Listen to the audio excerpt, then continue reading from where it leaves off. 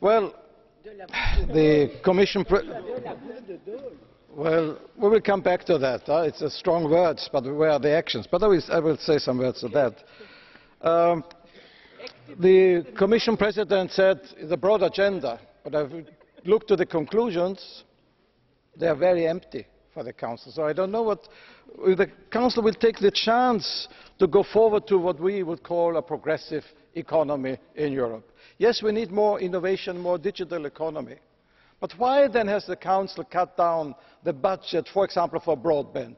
It wasn't a big sum proposed by the Commission, but it was some important sum proposed by the Commission, and the Council said, we don't need it. But some weeks later, they come with enormous words about the digital economy. But let it be very clear, also in conclusion and in combination with data protection, because the digital economy for us, and I'm very happy about the vote on Monday, also in some elements it could be a broader support, the digital economy is one side of it, data protection is another side, and is a complement which is absolutely necessary. But let me also be very clear. Digital economy is not only something for the upper echelon of the society, it's for everybody.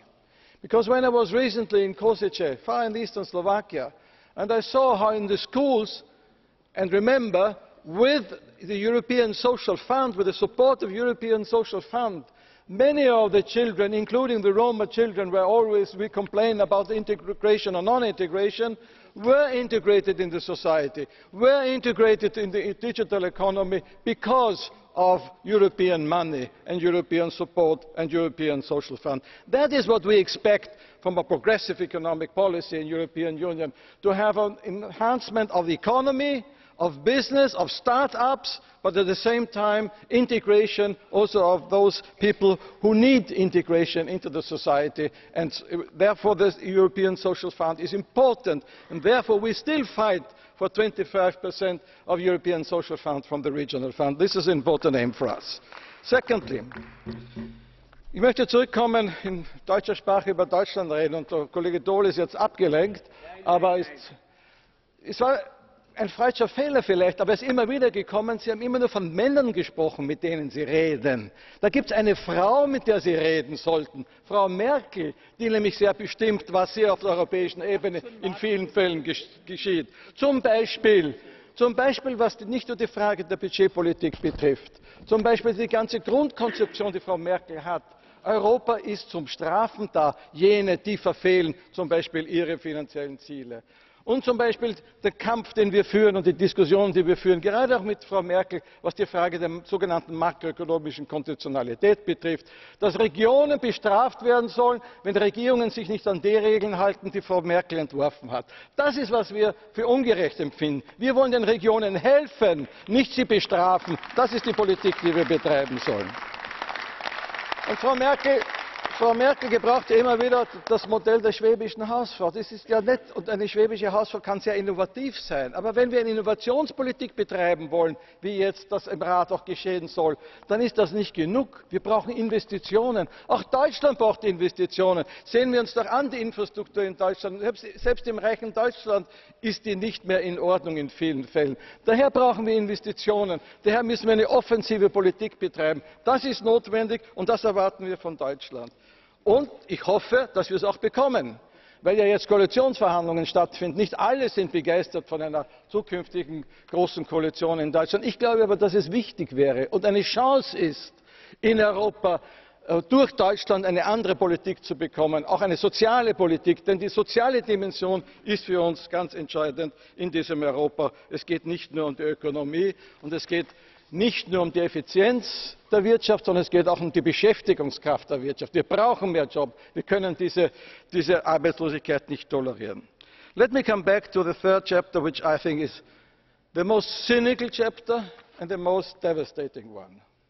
A small paragraph in the conclusion, I don't know if you've seen it, a small paragraph on migration and asylum policy.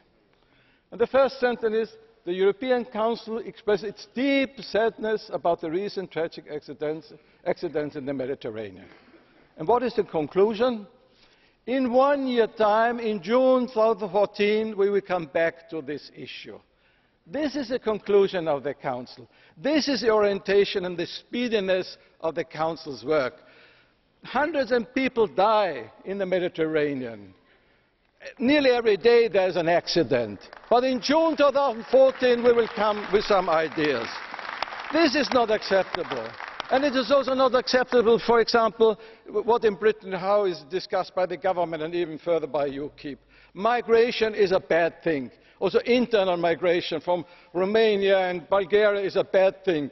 You cannot say, come in our country, contribute to our economy, to our growth, to our wealth, but if a small percentage of these people want perhaps benefit, go home, we are not for you. This is not solidarity in the European Union. Migration in the European Union, labour migration, is a right, is a freedom. It should not be forced, but it's a freedom. And it's this policy and this tendency in Europe to say migration is always bad. Also migrants from outside can contribute. You know perfectly well how many people outside from the European Union, in Great Britain and many other countries, contributed to the wealth of our countries. So let's have a sensible migration policy. Let's open the strategy for a legal migration in order to combat illegal migration. Let's give these migrants a chance. Let's give them an education. Also for the temporary migrants from Syria, for example. Let's not just say, OK, we want to do something, because the burden is always with countries like Jordan, Turkey, Lebanon and others, but let's give them also training, education, so that they can come back and do something in their own country. So again, I think migration should not be seen always as a burden. It's also a chance, but in any way, to have hundreds and hundreds of people dying until June 2014 and come back only in June 2014 on migration is a shame. This is a shame for Europe, and this is a shame for the European Council. Thank you very much, Mr. Swoboda. Le Président Verhofstadt. Chairman, I want to continue on a point of Joseph Daul, because I thought that Joseph Daul made an important intervention, and it's better that the staff of the PPE never prepare you a speech again. I think you're far better like that.